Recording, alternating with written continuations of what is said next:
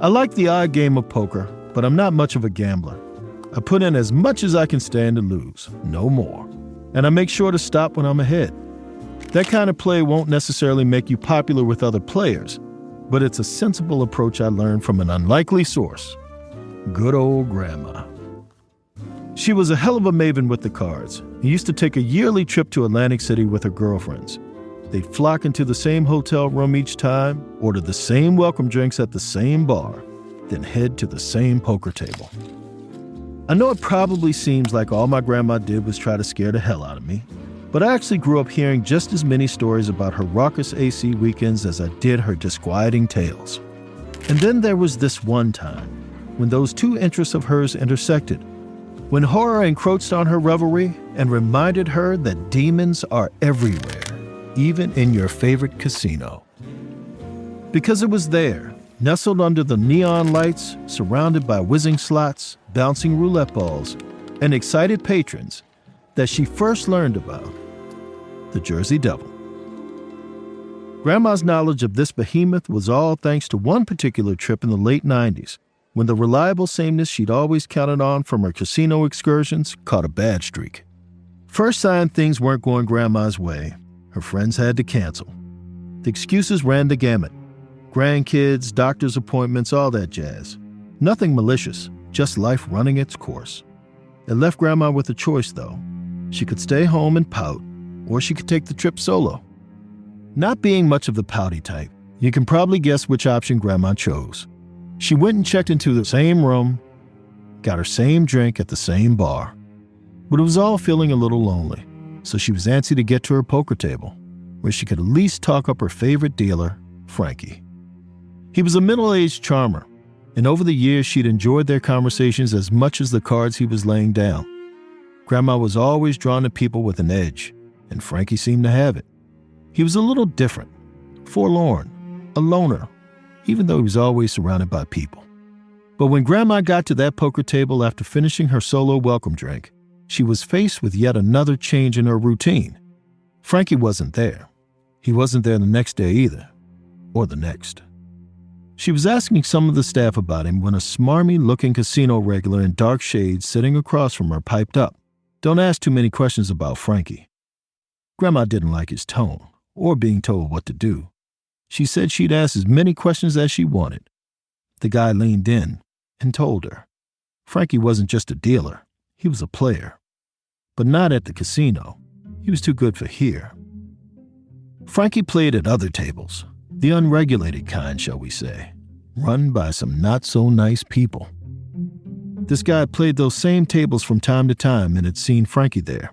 Frankie had even cleaned him out once, none of which explained why Frankie wasn't there, dealing my grandma cards like he always did. So the guy leaned in further, lowered his glasses and his voice, and told her. Frankie had a bad run that went on too long, meaning, again, don't go asking too many questions about Frankie. But Grandma was persistent. She kept pressing the guy, who shifted uncomfortably in his seat until finally he gave in. "You really want to find Frankie?" he said. "I'd try the Pine Barrens." Poor Frankie.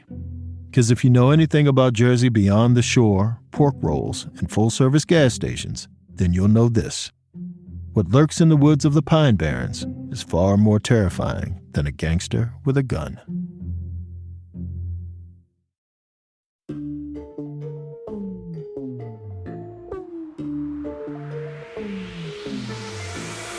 You're listening to Run, Fool! I'm Rodney Barnes, and this is Episode 7, The Jersey Devil.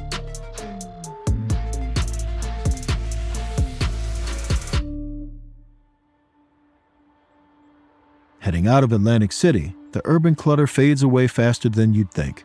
Go north on any decently trafficked two-lane highway for about half an hour and take a hard left. Suddenly, you're on one of those nothing-in-sight roads, heading into the dark heart of the Pine Barrens. I'm not trying to give out directions or anything.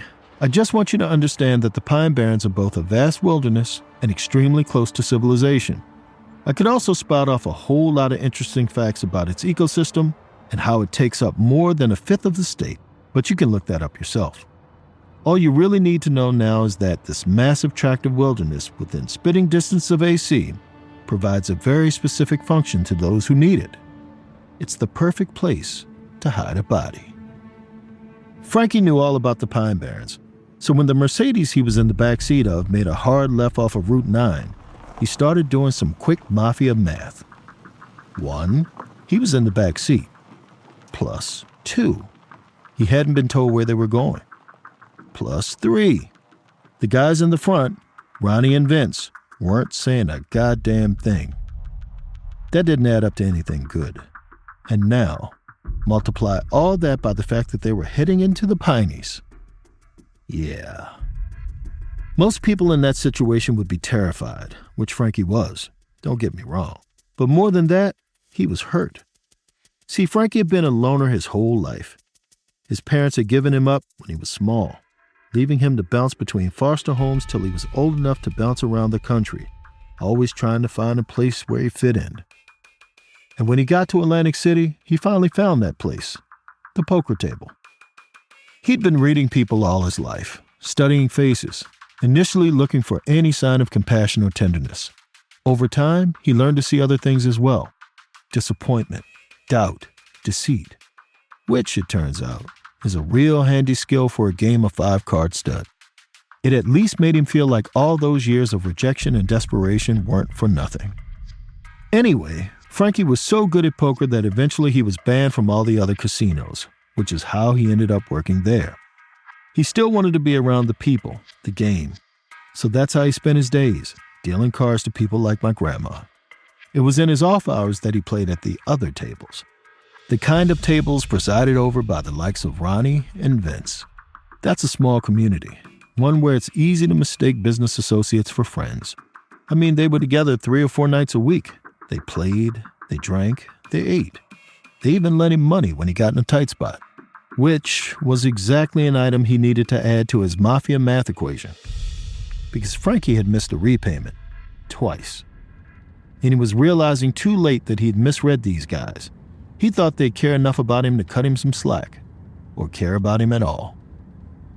Frankie didn't have the time to sit there feeling foolish. He needed to think through his options, fast. He guessed that bargaining was already off the table by this point. He could try to fight them. Had basically no chance of winning, of course, but it was worth a shot if it came to that. Or he could make a run for it, disappear into the woods. Frankie looked to the dense forest surrounding the road and thought if it could hide corpses, maybe it could also hide the living. Maybe he could just retreat from the world and live in the Pine Barrens. Maybe that's where he belonged after all. With that, he reached for the door handle and thrust himself out, hitting the embankment and rolling down to the tree line. Above him, the car screeched to a halt. He stood up as fast as he could manage, about to make a run for it, but it was too late. Vince was on him before Frankie could find his bearings. "Throw me the tape," Vince called up to Ronnie, who was still standing by the car. "This ain't the place," Ronnie replied. "It'll do," said Vince. Frankie started to protest, till Vince pulled out the gun, put a finger to his lips and pointed down. Frankie, quiet, got on his knees, and held his arms out behind him to be bound. After that, he felt the cold metal of Ronnie's gun press against the base of his skull. His dreams of fleeing, of survival, were over. Frankie closed his eyes. They say everything feels more heightened when you're about to die, and that certainly seemed to be true. Frankie could smell the mobster's salami-tainted breath. He could hear sounds of the forest around him, bird calls, rustling leaves. Most of all, he could feel his heart pounding in his chest, faster than he thought possible. Then he heard the gun cock, the trigger tip back, the bang as it went off. Frankie screamed, expecting a surge of lethal pain and his consciousness to cease. But then he realized his heart was still beating. He was alive. And the bang? It was actually more of a fizz. He looked over his shoulder. Vince was standing there, gun pointed in the air, releasing a trail of red smoke. Frankie realized it was a flare gun, and he just started laughing. The guy laughed so hard he could barely breathe. Wouldn't you? He'd just been spared. Vince and Ronnie were only teaching him a lesson. A rustle came from the darkness, from somewhere deep in the trees.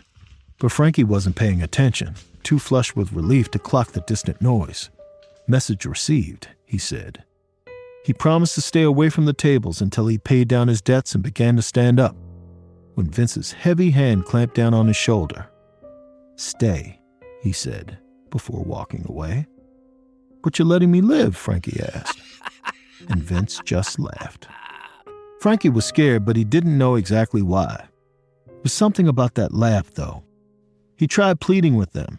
Maybe it wasn't too late for bargaining after all. He reminded Vince and Ronnie of the nights they'd spent together, about the times he'd slipped Ronnie a chip or two at the big casino, risking his job. "I thought we were friends," he shouted. At that, Vince stopped. "Kid," he said over his shoulder, even though Frankie was far from a kid, "you ain't nothing to nobody." And then he kept on marching towards the car.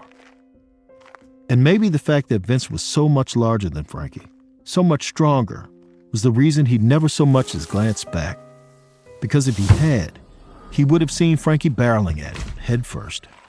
The two collided hard and fell to the ground. Frankie didn't have a plan after that. He just wanted to inflict some of the pain he was feeling.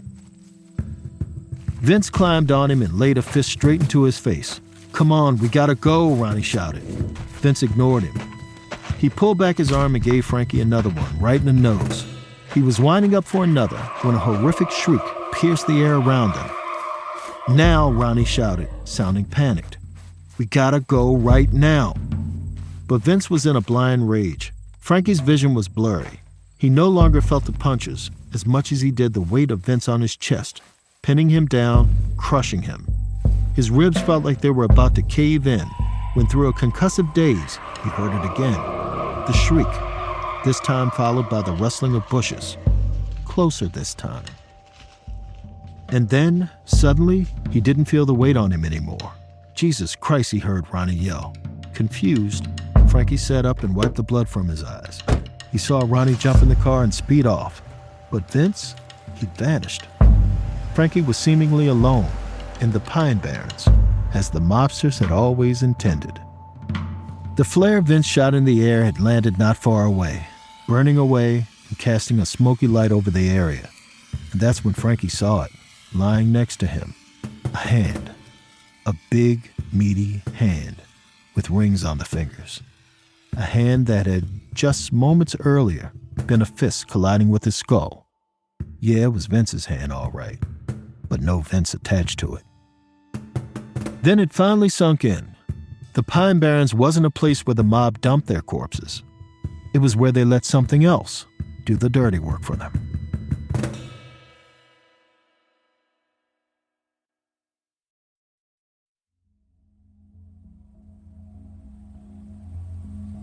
You're probably anxious to know more about that thing in the woods, and I'll get to that, I promise.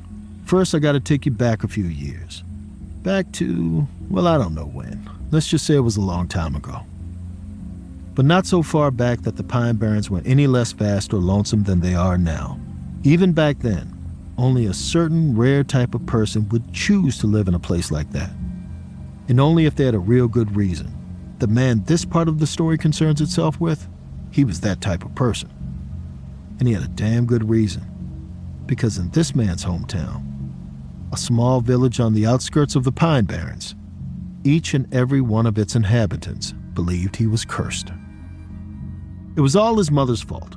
As the story goes, when she gave birth to her 13th child, she said something along the lines of, "This child will be a monster, a plague on our land." Nowadays, we probably consider that declaration a little premature. But in the strict Quaker settlements of the time, it didn't take much for people to get all riled up, to get scared. The kid was dumped at the local orphanage.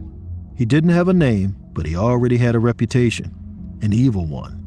And so No Name, as the town folks took to calling him, grew up enduring a constant barrage of terrified looks and fearful slander, all while living just a few houses down from his mom and 12 siblings. That's enough to make anyone want to peace out on humanity. And when you get to that point, where better to go than the Pine Barrens? Of course, you want to be damn sure of your decision beforehand, because pretty quickly, those woods become impossible to escape. The impenetrable bleakness sucks you in, deeper and deeper. Gradually, you become part of the forest. No Name didn't know that when he walked into the thickets, although he probably would have done exactly the same even if he did. That's how desperate he was to get away from everyone. He built a cabin with his bare hands, foraged for food, tended to his garden, and listened to the roar of the natural world around him. Frankly, it was kind of idyllic, being removed from the human world that had made him feel like nothing his whole life. For a while, anyway. But over time, No Name's joy in being alone faded. Turns out that even the dejected and despised need some connection to others. And once that first whiff of loneliness caught on, well, it was like a cancer. It got harder for No Name to sleep. He'd stay up at night, staring into the woods, fantasizing that someone would emerge from the tree line, a visitor who'd want to sit and talk with him. But no one ever came. Night after night passed this way, which meant No Name really wasn't sleeping a whole lot. Instead, all of his time was spent thinking, yearning, and eventually that yearning got so bad it started to make him sick. An ache settled in his stomach, making it growl so hard that no amount of food could quell it. So now, when No Name lay awake at night, those voices he heard in the woods were joined by the low rumble of his belly. On one especially unbearable evening, he found himself on his feet, walking further through the trees than he had in years. And what would you know? The voices got louder. No Name followed them, skirting fallen trunks and hopping over streams, until he reached a campsite. It belonged to a family of 3. The parents were getting a fire going while their toddler waddled around the clearing. No Name went to call out to them, but after so long, he'd lost the ability to speak. What emerged from him wasn't a warm greeting, but instead, a wild shriek. He clamped his hands over his mouth and ducked behind a tree, embarrassed. He peeked out and saw the family gazing in his direction, and he could see the fear on their faces as they scanned the darkness for danger. For him. He recognized the same fear he'd seen on the faces of everyone in his hometown. The same face, presumably, of his mother after he was born. That feeling in his belly, that ache, surged so violently that he gasped in pain. Then he saw the father kiss his wife and child on their heads as he held them close, protecting them. The pang hit again. He heard another loud shriek. Was that him? Before he could figure it out, he was doubled over. And then, everything went black. The next thing he knew, No Name was waking up, confused as all hell but feeling great. His stomach no longer ached. He was well rested, which meant he'd actually slept, which meant it was all probably a dream. That happy family in his dream and this burst of energy in the morning, it was all a sign that he should abandon the woods, head back to his village. It was a decision he'd been wrestling with for a long time, but after just a few waking minutes, he finally felt certain. Then he rolled out of bed, and that's when he saw something really, really troubling. His sheets were soaked and bright red. His clothes were too, and his hands were sticky. A thick metallic smell hung in the air. He knew right away. It was blood, and he was absolutely drenched in it. No Name panicked, checking his body for wounds. Nothing. He had no idea where it came from, but it wasn't from his veins. His mind flashed to those last moments of his dream before he woke up. The happy family, the happiness turning to fear, the aching pain in his gut. And look, we're all thinking it. No Name was certainly thinking it. He'd brutally murdered them. It wasn't no dream.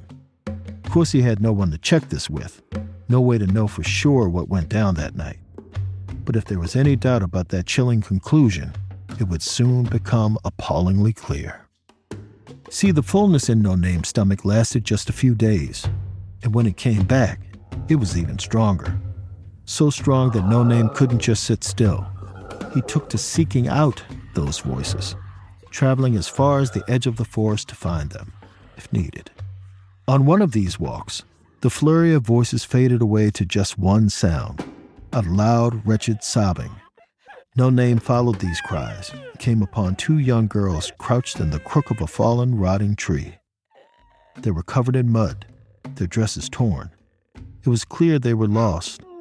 One was crying so intensely, It seemed hard for her to catch her breath. The other stroked her friend's back, shushing her with comforting tones. No Name kept out of sight, listening to the girls' gut-wrenching wails, noticing the tender love they seemed to have for one another. That's when the pain in his gut flared up again. All of a sudden, No Name's body was not his own. He felt a shrill scream tear from his throat and found himself sprinting towards the girls, faster than he'd ever run. They barely had time to look up before he bit into one's arm, tearing the limb clean off. Her screams fed No Name's sadistic fury as he latched onto the other. Warm blood filled his mouth, tendons and bones snapping beneath his teeth. After their screams had been silenced, after he'd had his fill, No Name regained control of his body. He stepped back and stared at the ravaged corpses before him, tears filling his eyes then. Because for the second time, the ache was gone. And he finally understood something about himself. The only way he could take part in humanity was to consume it. His mother was right. He was a monster. I'd like to say No Name fought against this realization, this instinct. But unfortunately for us all, he accepted it. And ever since that day, No Name has stalked the desolate grounds of the Pine Barrens at night, feasting on anyone he comes across. Over time, his body changed, adapting physically to match his surroundings and the animals he shared the forest with. And even though decades went by, a century even, he did not die. Well, I guess No Name had died, but in his place lived the Jersey Devil. And all this brings us back to that night in the late 90s when poor Frankie was dropped in the woods and left there. Because now, we know the source of that shriek he'd heard amongst the trees. It was the devil himself. And that cry, it meant it was feeding time. So you've met the Jersey Devil. You've met Frankie. Know this, one of them will die. Frankie was sure it would be him, because as much as he wanted to pretend the noises he'd heard were just from some animal, he couldn't, especially not when he was staring at Vince's severed hand. Behind it, he saw something move between the trees. It was fast, dashing between trunks and disappearing. That flare was still going off on the ground nearby, making it hard to see. Then the shriek cut through the night again.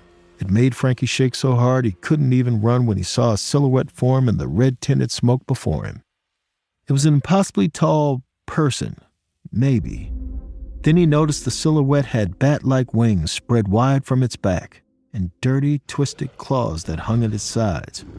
But the worst part was its head. The deformed snout was the first part of the creature to emerge from the smoke, followed by the horns, which protruded from a warty brow. It looked almost horse-like, if not for the row of gnarled, sharp teeth jutting from dry, cracked lips. But then eyes. The eyes seemed very human. This was the Jersey Devil in all its monstrous glory. It was a sight Frankie was still marveling at when the creature moved, fast. It shot towards him with its claws reached out, aiming at our poker dealer's chest. And Frankie threw himself out of the way at the last second. The devil crashed to the ground, so did Frankie for that matter. But they were both on their feet in seconds, both running, one for his life, the other for his supper. Remember, Frankie's arms were bound behind his back, so he wasn't exactly spry, so it took just seconds for the tip of the beast's claws to scrape against his shoulder. Frankie gasped and dodged right. The devil tumbled forward a few feet before it backtracked to race after its prey, which gave Frankie just enough time to duck behind a tree. There, he leaned back against the bark, hoping like hell he hadn't been seen. Then he heard an odd sound, kind of like snorting. No, sniffing. Which was a true oh shit moment for poor old Frankie. Because that meant the devil didn't need to see him. It could smell him. Frankie tried to think how to get out of his second death trap of the night. The beast was fast, sure, but it might be dumb. And if it was dumb, then Frankie had a shot. That's when another shriek came from the atrocity that hunted him, which could only mean one thing. It was closing in. Frankie picked up a rock and hurled it behind him. He saw the creature turn its head and started in that direction. Then Frankie took off, making the most of that brief head start. The screams from the devil tore at his retreat, urging him onward. His arms ached behind his back and his chest throbbed. But Frankie kept going until he tripped and ate it. Don't be too hard on him. There were no hiking paths that deep in the pine barrens. It was all tree roots and fallen branches and rocks. But it was still one time too many, because before he could struggle to his feet, he heard a ravenous whimper. The devil was looming over him. The beast seemed taller, like the pursuit had made it bigger, stronger, its claws sharper. Sure, it could have been Frankie's vantage from the ground, or maybe it was just because this was the end of the road. Remember, everything feels more heightened when you're about to meet your maker. Frankie took a moment, maybe the last one he had, and listened to the forest, felt his heart beating. And in that spirit, he forced himself to meet the gaze of the thing he knew was going to kill him. The devil's eyes were bloodshot, but they were peering at Frankie's in a way that he didn't expect. That skill he had of reading people, it kicked in. And he saw in those eyes a deep sadness, as though this atrocity was ashamed to be in these woods, hunting Frankie. Now, we don't have any idea how much humanity this devil had left in him. But as far as the unexplainable go, there's something to be said for a moment when two lonely souls meet one another. There's a recognition that takes place. And here were a pair of living things, cast aside and left in the woods to rot, who each had hoped to find some kind of connection to bring them back to the world. And I'd like to think there was a part of both Frankie and the devil that could recognize that, even in the lonesome pine barrens, even in the face of death. It was this feeling that made Frankie smile at the devil. He just felt compelled. As for the devil, he stared into Frankie's eyes for a moment, cocked his head, and sank his teeth into Frankie's neck. Frankie screamed and tried to pull away, but the devil tore into his flesh, gnawing up and down his shoulder like a corn cob. Blood and chunks of skin flew into the air. The monster feasted, and Frankie wailed. Finally, the devil's claw ripped into Frankie's chest and fished out a still-beating heart. And then, with that one last gulp, the devil suddenly didn't feel so bad.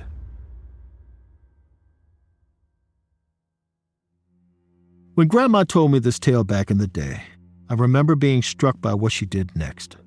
She immediately left Atlantic City to get back home to Maryland. It wasn't out of fear of the devil or anything like that. It's just that story made her miss her family, because she didn't have to be there, sitting alone in a casino away from her friends and loved ones. Avoiding the Pine Barrens was a hell of a good idea, especially at night. But Grandma wanted to impart that the thing I really needed to watch out for was that special brand of loneliness. The kind that makes you withdraw from the world and turn inwards on yourself. It's not always preventable. It's not always deadly either. But in her mind, surrounding yourself with whatever love you got is as good a way as any to protect yourself against your own monstrous instincts.